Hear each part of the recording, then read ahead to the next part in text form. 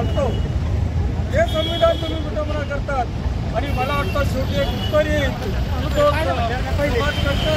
बनवून नव्हता। बहुत सर को तो इधर आ जाओ हसू येणारी एक हसणारी या ठिकाणी उत्तर यांच्याकडनं येईल किंवा आलंही असेल, परंतु आज फक्त रस्त्यावर उतरलो आणि प्रतिकात्मक म्हणून आंदोलन होतं। भविष्यात जर त्याच्यावर कडाकडची कारवाई झाली नाही तर निश्चितच या संविधान त्यांना महागात पडेल। निश्चितपणे मी सांगेन की आम्ही या पवित्र अशा संविधानाचे पुजारी आहोत। महाराष्ट्र राज्य परमपूज्य डॉक्टर बाबासाहेब आंबेडकरांची पवित्र अशी पावनभूमी छत्रपती संभाजी महाराजांना आंदोलन एक छोट्याशा विनंतीला सूचनेला मान देऊन त्या ठिकाणी आलात। खऱ्या अर्थाने ही ताकदाने आपल्याला दिलेली आहे। परमपूज्य बाबासाहेब आंबेडकर तसेच छत्रपती शिवाजी महाराजांनी राहिल्यामुळे होकरांनी आपल्याला दिलेली आहे। जिथं जिथं अन्याय होईल तिथे तिथं आपण रस्ता उतरल्याशिवाय राहणार नाही एवढंच सांगतो।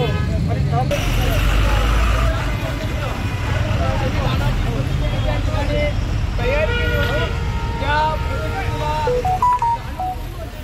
बोले कि पटाने के बराबर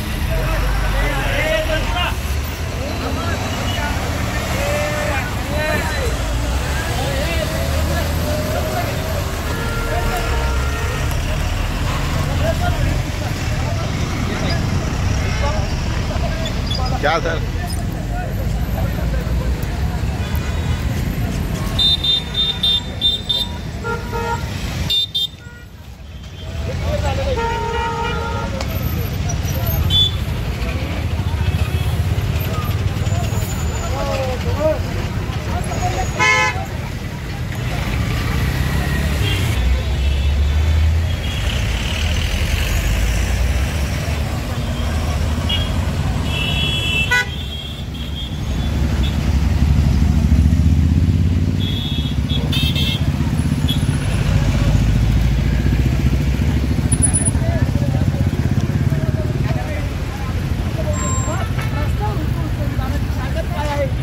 प्रयत्न करावे एवढेच बोलतो आणि थांबतो।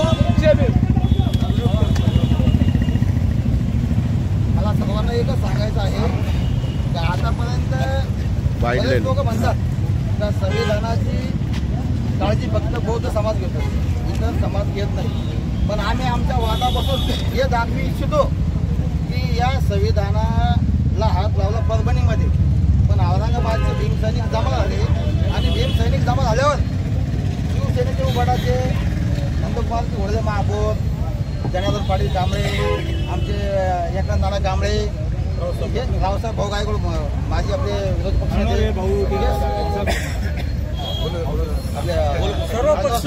हे सगळे मिळून आज संविधानाला धक्का लागल्यामुळं सर्व पक्षाचे लोक आज इथं येऊन त्याचा निषेध केला।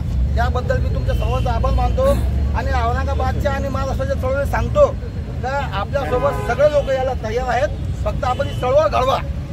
आणि आज मला अभिमान वाटला का आपल्या वादापासून सुरुवात झाली समजा का फक्त इतर ठिकाणी फक्त जय भीमवाले केलं, पण या ठिकाणी आज सर्व समाजाचे लोक आले, ते पाहून मला चांगलं वाटलं। आजही आनंद जर या समाजकंटकावर कारवाई झाली नाही तर निश्चितपणे हा भीमसैनिक चिडून रस्त्यावर उतरलेला आहे आणि या भीमसैनिकाच्या भावना आपण जाणून घ्या। फक्त भीमसैनिक नाही, संपूर्ण नागरिक रस्त्यावर सर्व पक्षीय आंदोलन आहे आणि निश्चितपणे याची आपण दखल घ्या। भविष्यात जर कारवाई झाली नाही तर मला तर पुढे काय होईल याची कल्पनेच्या पलीकडचं होणार आहे। निश्चितपणे आपल्याला आपल्या माध्यमातून मी या ठिकाणी सांगतो, मुख्यमंत्री बाकीचे निवडून आलेले हे सगळेजण मंत्रिमंडळ स्थापन करण्यामध्ये बिझी आहे। त्यांना थोर पुरुषांच्या संरक्षणाची कुठली काळजी नाही। नागरिकांच्या आज खुलेआम दिवसा मर्डर होत आहेत, चोऱ्या होत आहेत, मंगळसूत्र चोर होत आहेत, सगळं यांना कुठल्या प्रकारची महिलांवरचे अत्याचार हे सगळे प्रकार त्यांच्याकडे मला वाटतं याची कुठलीही यांना गांभीर्य नाही। ते त्यांच्या मंत्रिमंडळ विस्ताराच्या याच्यामध्ये गडबडी आहेत। कोणाला कोणतं खातं पाहिजे, याला गृह पाहिजे का, त्याला नगर विकास पाहिजे का, त्याला महसूल पाहिजे का, त्याला उद्योग पाहिजे, याच्यात हे सरकार बिझी आहे।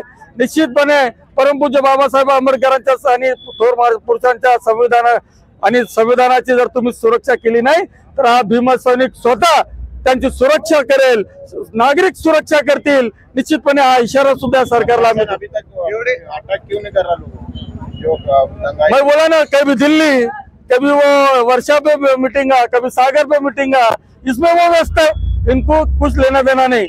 जो बाबासाहेब आंबेडकर ने संविधान दिया, संपूर्ण जगात बळकट अति लोकशाही कोणती असेल तर ती भारत देशाची, आणि या संविधानावर देश चालतो। संपूर्ण जगामध्ये या संविधानाचा आधार आहे, परंतु यांना त्याचं काही घेणं देणं नाही। समाजाचे जे लोकप्रतिनिधी संजय शिरसाट दिसत नाही समाजाच्या मागे, असं तुम्हाला वाटतं? मी म्हटलं ना, सगळेजण तिकडे बिझी आहेत मंत्रिमंडळाच्या विस्तारात।